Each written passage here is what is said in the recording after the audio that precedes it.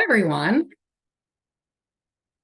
All right, I am going to share my screen to start us off.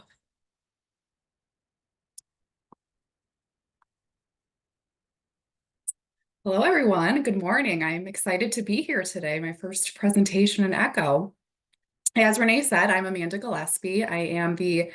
Technically, I'm the MRSS coordinator, so Mobile Response and Stabilization Services coordinator at the Child and Adolescent Behavioral Health Centers of Excellence, working alongside Renee and Mike Fox and lots of other folks I'm sure you guys know.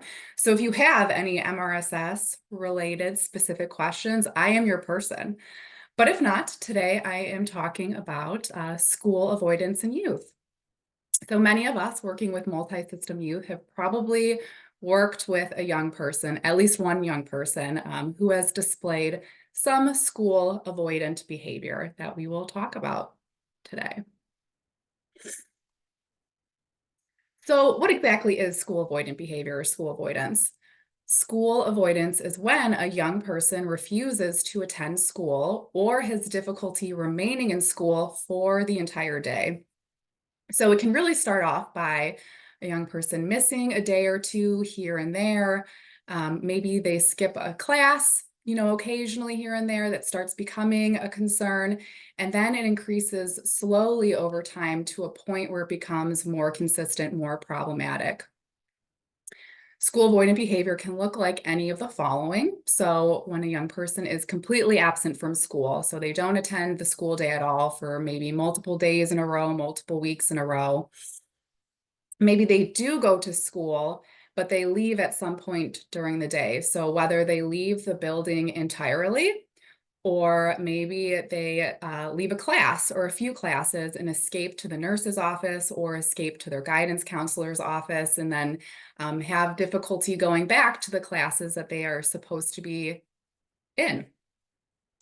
Maybe they do go to school, but only after having an outburst, crying, refusing to get out of bed, hiding in their bedroom, refusing to move. MRSS, I know oftentimes teams get called out to respond in the morning when our young people are refusing to get out of bed and go to school. Or they could have unusual distress about going to school. So they're maybe begging their caregiver, please don't send me to school today. I really don't want to go. Or why are you making me go to school? So exhibiting that unusual distress about going to school. So what is the function of their behavior? Why is this young person refusing to attend school?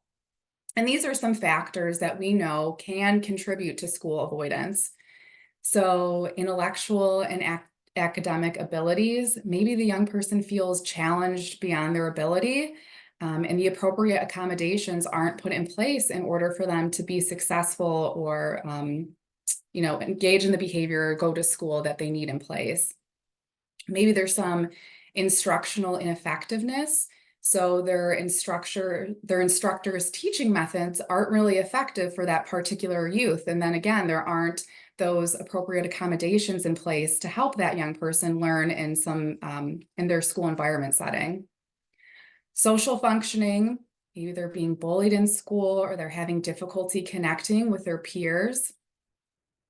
Learning and environment ineffectiveness, whether that's at home or in school. So I think of some of our young people, they go home from school, they have a lot of assignments, or they have to prepare for a lot of tests or study for a lot of tests the next day, week, and their home environment's pretty chaotic. They don't have a quiet space in their house to feel like they can complete their homework or they can study for tests. So maybe they're staying up super late trying to find that quiet time. They're too tired to go to school the next day. So a lot of factors that could contribute to that.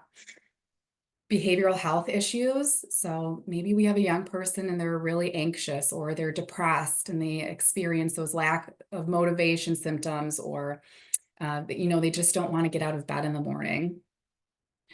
Low incentive to attend. So exploring, is education or going to school something that is valued in their family? Or do they really have any incentives to go to school on a consistent basis? Basic need priorities.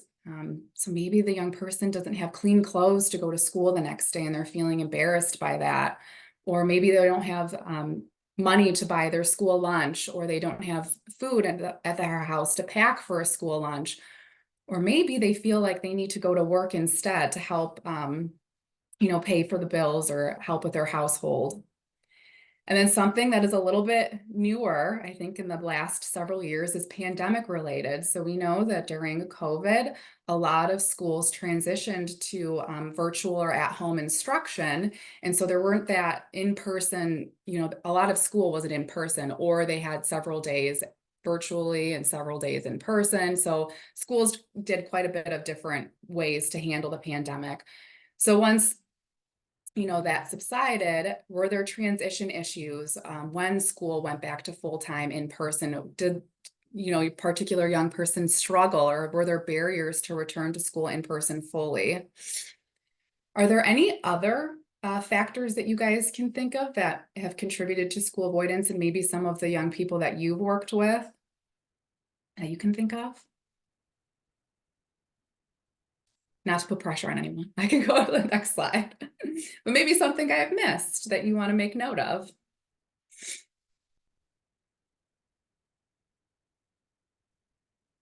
I see something in the chat. So taking care of children, yeah. So again, maybe they're responsible for their younger siblings and they feel like they need to be home with them instead of going to school. Oops, sorry about that. School avoidance. So Dr. Kearney and Dr. Abano of School Avoidance Alliance, which there is a link at the bottom of this slide if you're interested in the School Avoidance Alliance, but they developed 4 functions of school refusal to help determine underlying causes and also help develop a specific action plan to address those causes. So the first one is to stay away from objects or situations at school that make the young person feel unpleasant physical symptoms or general distress. So this could be having to ride the bus to and from school, whatever, maybe their bus route is particularly long and they have to be there on the bus for hours, and that's just stressful for them. Or maybe there's youth on the bus that they don't get along with, or maybe they don't like their bus driver. Walking in hallways, being in a loud lunchroom, not wanting to be around particular kids or groups of people. Maybe they don't get along with teachers or specific school staff. The second is to avoid social or evaluative situations that are painful. So this is in regards to school-related performance. Tests, maybe they have some testing anxiety. Or reading out loud. They know that if they go to their ELA class, that they're going to be responsible for reading a portion of the book out loud, and that gives them a lot of anxiety or stress. They're worried about messing up. Athletic performance, whether that's in the gym or recreational school sports, maybe, that's something that they're concerned about. The third is to receive attention from parents or significant others. So they're having a difficult time separating from their parents or their caregivers. They're feeling needed by a parent, or to Carrie's point in the chat, maybe they're feeling needed by other children in their home and they want to stay home with them. And then the fourth is to obtain tangible rewards that make staying home more enjoyable than going to school.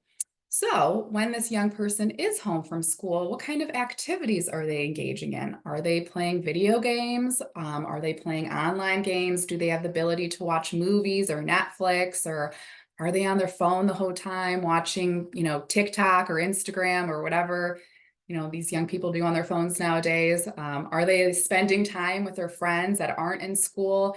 So is it that being at home is just more rewarding to them than being at school because they are allowed to do these types of activities when they are at home? So we already talked about some factors that contribute to school avoidance, but this slide just has additional co-occurring causes. So school avoidance behavior is often associated with disorders or learning differences and other factors that we already, reviewed, but anxiety disorders like panic disorder, social anxiety, trauma, learning differences, so processing speed disorders if they have dyslexia or other executive functioning deficits. Other causes, ADHD, bullying, just feeling unsafe in their school environment, if they had a prolonged absence due to some injury, illness, or medical issues that they've had, if they experienced the death or the loss of someone close, including a pet. So these are just additional co-occurring causes, as I'm sure there are many other causes that are not encompassed on this slide or the slide before. So, which brings me to the school refusal assessment scale. So I wanted to share this tool with you guys.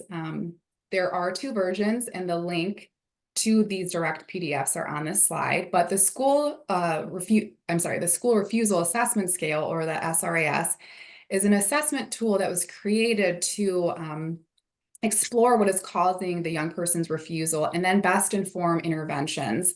So there is a parent version, and then there is a child version. And each version has 24 questions. And then the School Avoidance Alliance website has directions on how you can score these tools. And the tool is best to be utilized when you are first addressing a young person's school avoidance behavior. But direct links, you can use those if you have a young person in particular that is exhibiting some of this behavior and you want to explore it more in depth with the parent and the young person. So how are we supporting this young person in attending school? What are steps for change? We want to engage all persons from multiple perspectives. So like I say, oftentimes in my CANS training, so any of you are CANS trained, you've probably heard this before, but multiple perspectives brings about the best outcomes. So we want to engage all people that are important to this young person. So not only just talking to them and their caregivers or their parents, but also exploring with school staff, teachers, guidance counselors, principals, about what is going on. Why do you think, what is contributing to this young person's school avoidance behavior? Aligning the school and home. So making sure that there are those collaborative pathways, that the school and the home environment are connected to one another. They are communicating, finding those shared and common goals, which I believe that probably at least one of them is that they want this young person to be successful. We want to be strengths focused. So how are we making sure that we are incorporating strengths into ongoing planning? So I had a young person that had exhibited, I had many, but one particular who exhibited school avoidant behavior.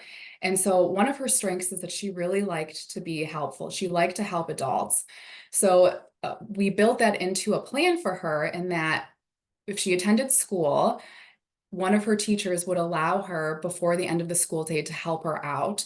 So whether that was, helping pass out assignments or helping like clean up the classroom, clapping out erasers. I don't know if that exists anymore because I think mostly like whiteboards are used, but back in my day, clapping out erasers and being helpful was something that was an incentive. So that's how we built that into our plan, is she really likes to be helpful to adults. So how can we have her be helpful to the teachers or other school staff to be an incentive for her to attend? Respecting school hierarchy, being aware of educational laws. So educating ourselves on the laws. What is something that is allowable? What are some things that we can advocate for that are realistic and achievable?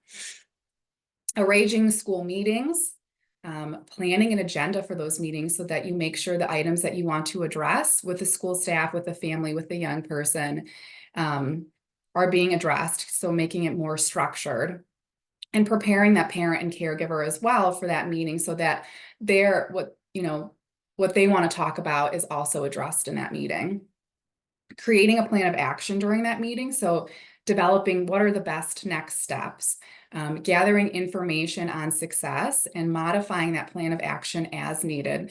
Okay, so we had this item on our plan of action. It didn't really work out for this young person, so we're going to modify it. We're going to re-explore this action plan and change it to, best meet the needs of this young person. And then scheduling a follow-up meeting. So, we have this plan of action. Let's revisit it in 30 days. And having an established communication plan. So who is my point person going to be at school so that I know I can connect with? We have the background information on this young person. We know what the action plan is. And so we can have this communication pathway developed and stay in contact and collaborate regarding this young person. And then also we want to focus on the young person and parent. So we're not just, focusing on the school, and we also want to explore some of these items with the young person and parent directly for that family system change. So these are some things that we do want to explore. What is the pattern of refusal? What are the sequence of events that are leading to the refusal? Is it happening to certain days of the week when they have to participate in a certain class that they don't like? Is it during, certain transitions during the day? So what are those contextual factors? Exploring what would it take for the young person to attend. So those things to incentivize going to school, like my example with that young girl who liked to be helpful to adults.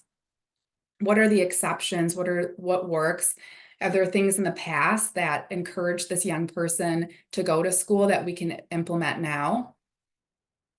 What does the parent need to support the young person? So not only what do we need to put in place to support the young person in attending school, but what does that parent need as well?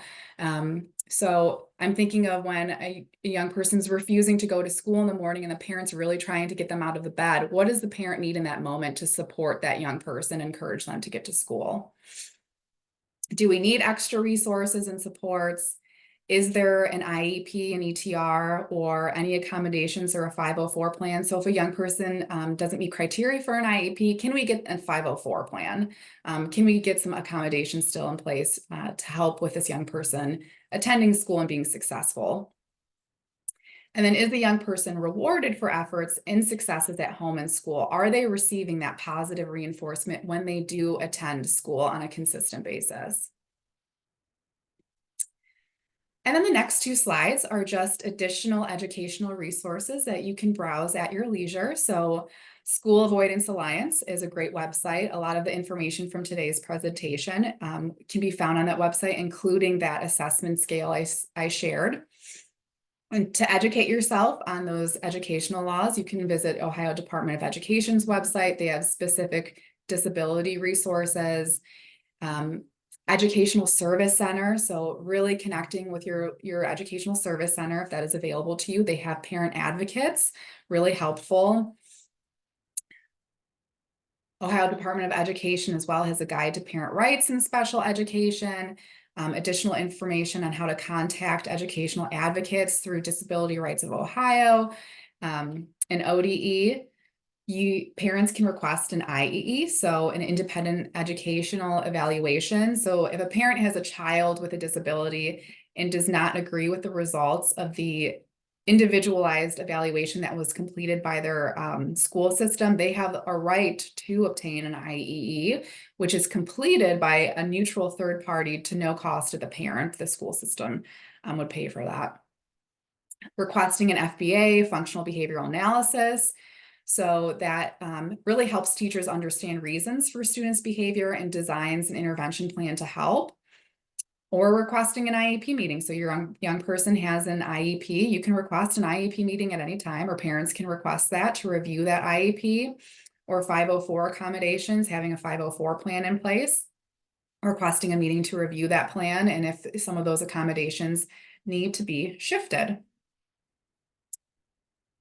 And that is what I have for today.